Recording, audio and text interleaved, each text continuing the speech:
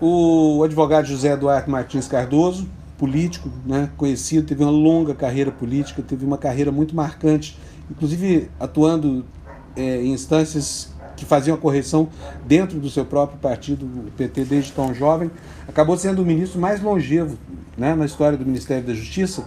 E o que é engraçado, Zé, é o seguinte: você ficou quanto? Foram 8 anos ali? Não, quase 6. 6 anos. 6 anos. Você Eu saiu... ainda perdi para um ministro da época da ditadura, ficou uma semaninha mais que eu. Tá? Mas nem é pelo democrático eu sou mais longevo. Você quando deixou o ministério, não tinha contra si nenhuma mácula, não é verdade? Não, Como é que você conseguiu isso? Me fala. Olha, eu sempre tive.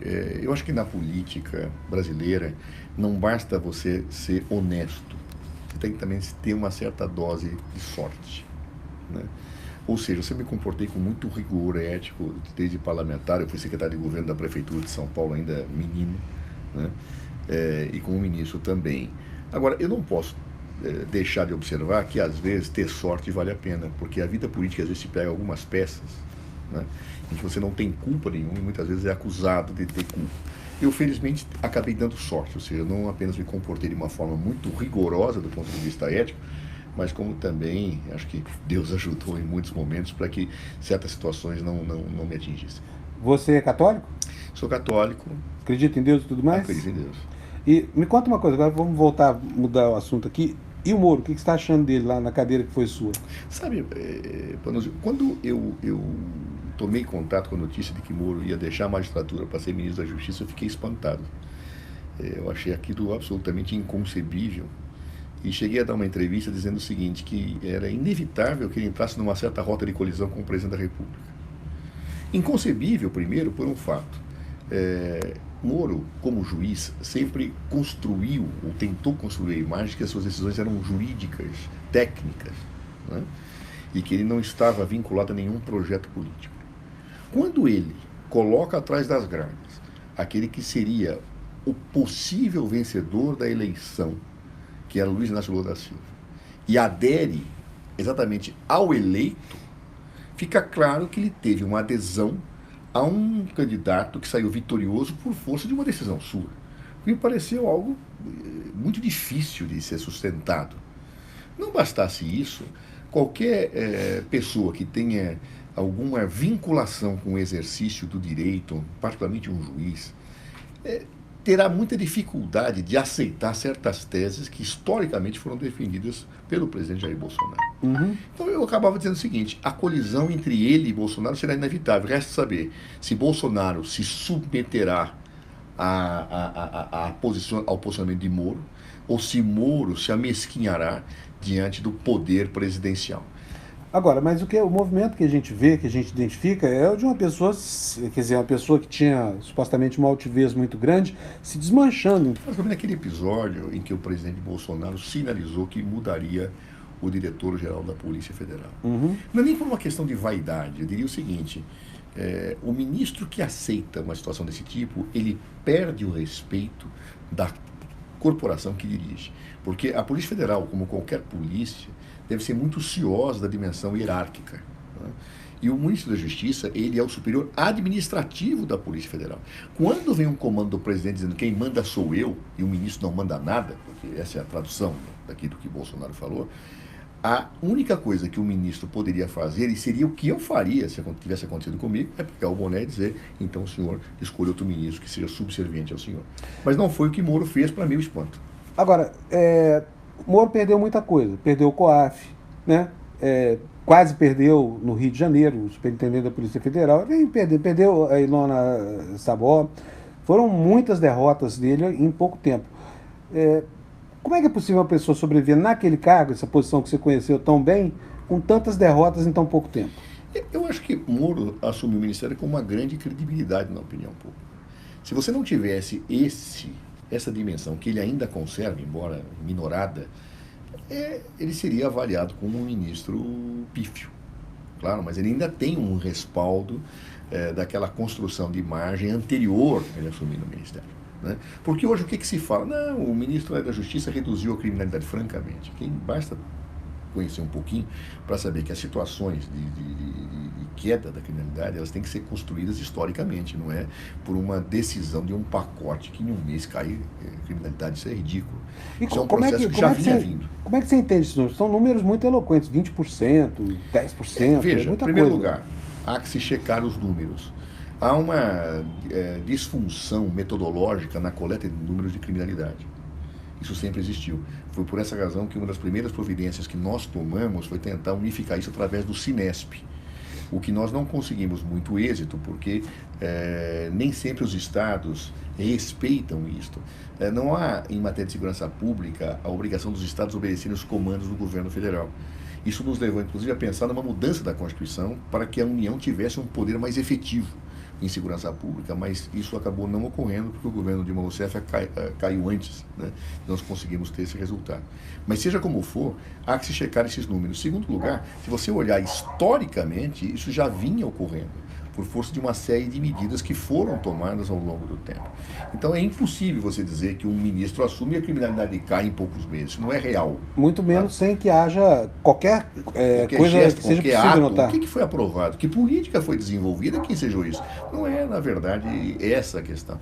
É um processo histórico que leva a isso e Moro entra e tem uma dimensão inercial que o favorece. Nada mais do que isso. Portanto, do ponto de vista da pergunta, que políticas foram feitas, que projetos foram aprovados, que situações foram determinantes no Ministério da Justiça nesse período, tirando o projeto anticrime, que eu pessoalmente acho muito ruim, nada mais foi feito de significativo e apresentado para a sociedade brasileira.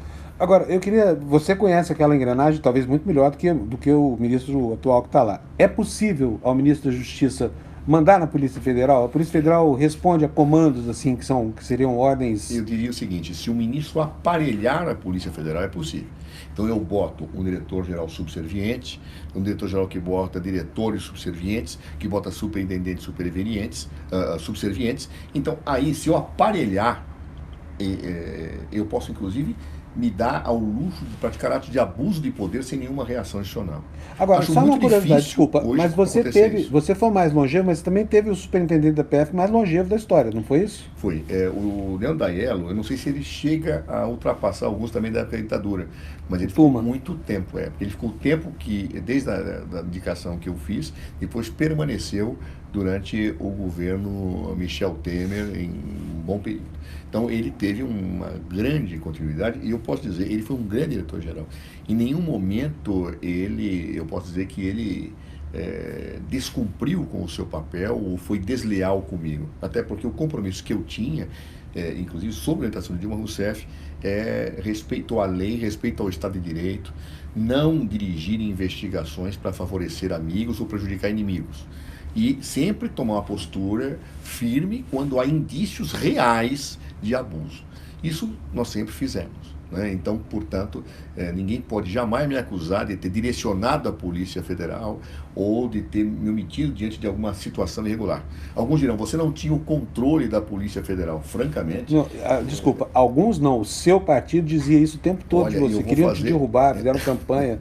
Eu vou fazer o seguinte, não só meu partido, porque quando alguém na oposição era investigado, diziam que eu instrumentalizava a Polícia Federal. Uhum. Quando alguém da base aliada era investigado, se dizia, você não controla a Polícia Federal. Bom, decidam se eu controlo ou instrumentalizo. Uhum. No fundo é uma coisa nem outra, você tem que respeitar a autonomia investigatória.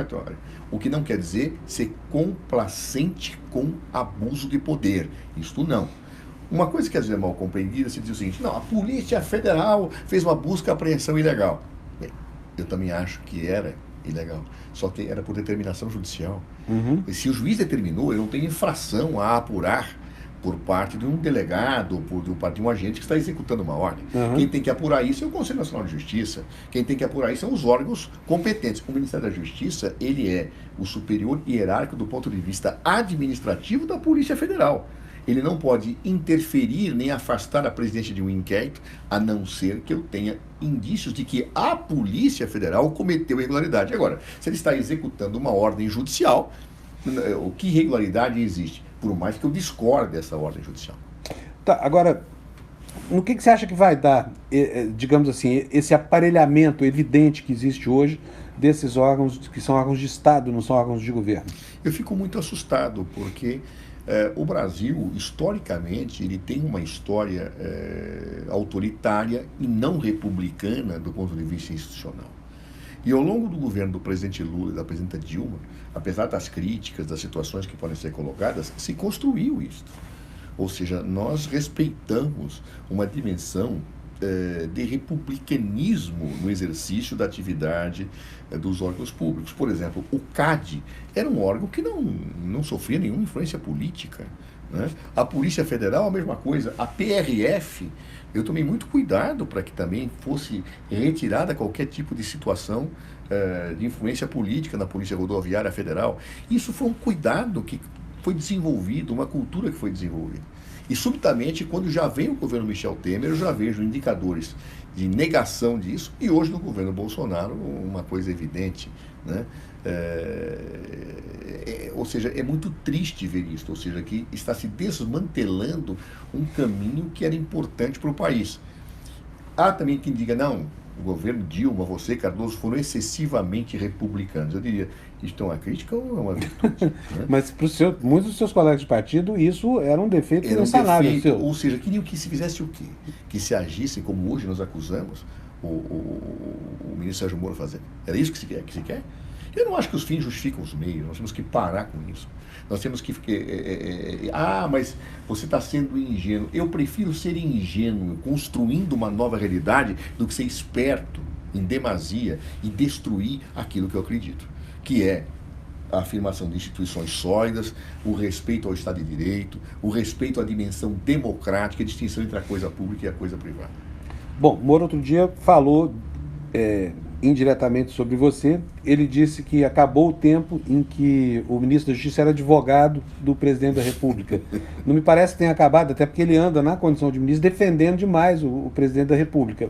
Mas eu quero saber como é que se sentiu em relação. Eu até dei risada, porque recentemente ele faz uma afirmação que eu achei bastante curiosa, no sentido de que, eu falei com o Ministério Público e falei com os delegados, não tem nada contra o presidente Bolsonaro. Bom, primeiro que está sob sigilo, ele não podia saber. E segundo lugar, este é um papel de um advogado, coisa que, sinceramente, eu nunca fui lá perguntar se havia alguma coisa ou não, porque eu nunca quebrei sigilo, até porque a lei não permite. O que existe é quando você, dentro daquilo que é normal, sem quebrar sigilo, você expressa uma posição de governo. Claro, isso várias vezes eu fui chamado a fazer. E eu fiz com muita tranquilidade, porque eu estava convencido que aquela posição era absolutamente correta. Por exemplo, eu falei com a imprensa no caso de Passadina. A meu ver, estava absolutamente claro, diante de um arquivamento feito pelo Procurador-Geral da República e dos fatos, que era descabido imaginar-se falar que Passadina ensejava um crime de responsabilidade, até porque é praticado durante um período que sequer a presidente da República, Dilma Rousseff, era. E ela não tinha nenhum envolvimento nesses fatos. Então, isso eu me senti absolutamente à vontade para fazer. Não como advogado, mas como ministro da Justiça. Agora, se eu quebro o sigilo, se eu vou atrás e assumo posições de defesa do presidente da República de maneira completamente irregular, incompatível com o meu cargo, aí sim eu estou sendo advogado. Pois é, outro dia teve até uma fala muito interessante dele, por quê? O atual ministro disse que não participou da campanha, que foi convidado depois da campanha, que o convite só veio depois, mas ele afirmou que o presidente tinha feito a campanha mais barata e limpa da história. Eu queria saber como é que você viu isso. Sei. Se ele era juiz, como é que ele pode saber isso? Não é? São paradoxos, né? Bastante curiosos. Ou seja, um juiz observou a campanha durante o período dela e tem um diagnóstico de um governo que ele não poderia participar, porque era juiz, mas que aceitou depois, tendo influenciado as eleições. Não sou eu que vou explicar esse paradoxo. O PT, seu partido, está procurando um candidato a prefeito aqui em São Paulo. E um amigo seu, quando ficou sabendo que eu vim aqui entrevistá-lo, me falou, vê se você convence ele a ser candidato a prefeito. Eu queria saber de você o seguinte, você não quer mesmo ser candidato a prefeito de São Paulo? Eu me senti muito honrado com essa lembrança. Sinceramente, o PT tem grandes quadros, tem grandes nomes. Eu me senti muito honrado em ser lembrado do meu nome. Só que a vida nos pega em momentos distintos.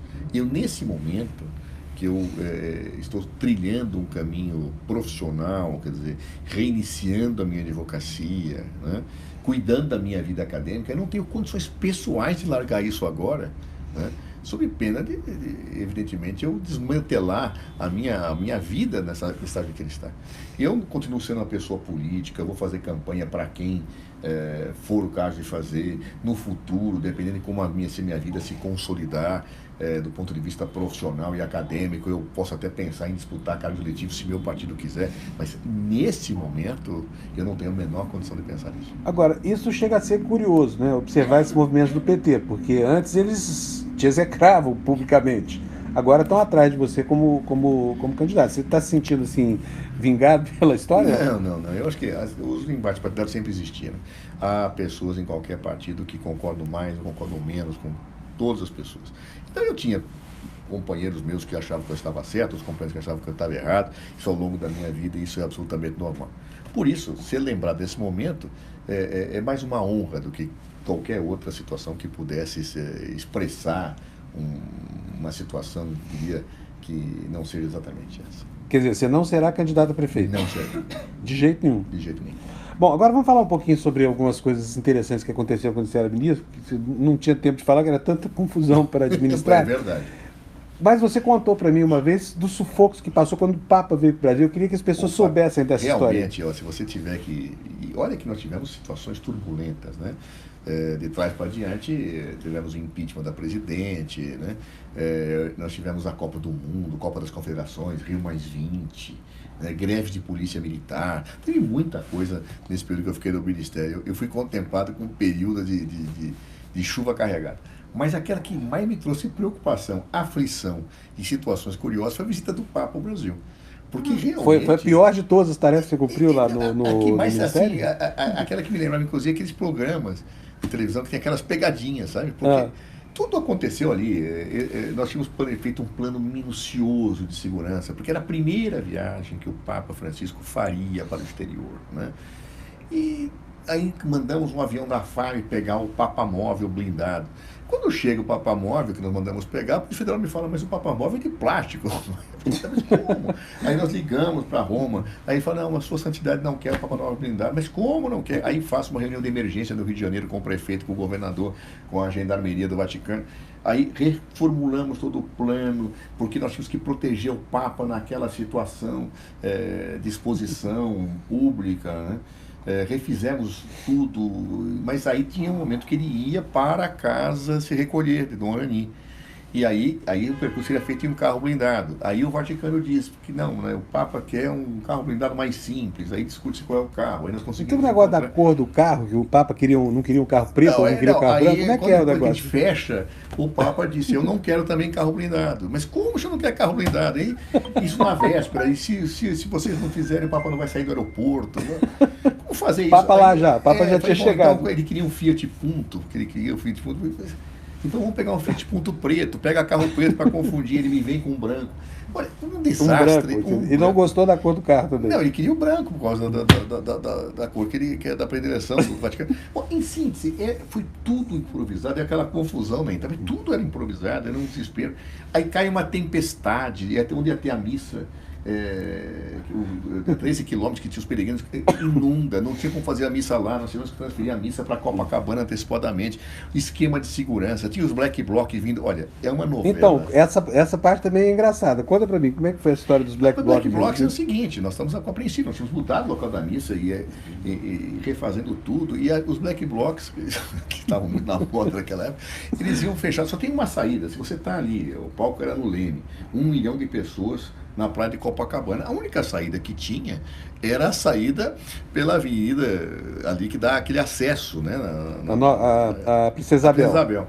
Bem, e ali nós tínhamos planos de fuga. Então nós tínhamos aquela única saída terrestre que era normal, nós tínhamos um campo, atrás tem um dado militar, que nós desfizemos o campo de futebol e fizemos um heliponto para se ver essa emergência, e debaixo do altar nós tínhamos um barco, que se precisasse tirar o Papa de um barquinho, ia ser um vexame internacional. Mas não teve um negócio que ele falou assim, sua santidade não anda de helicóptero? Exato, porque ali nós, quando tinha um problema dos black blocs, eu conversei com o chefe da segurança, Gianni, que nunca vamos esquecer dele, ficou meu amigo, inclusive.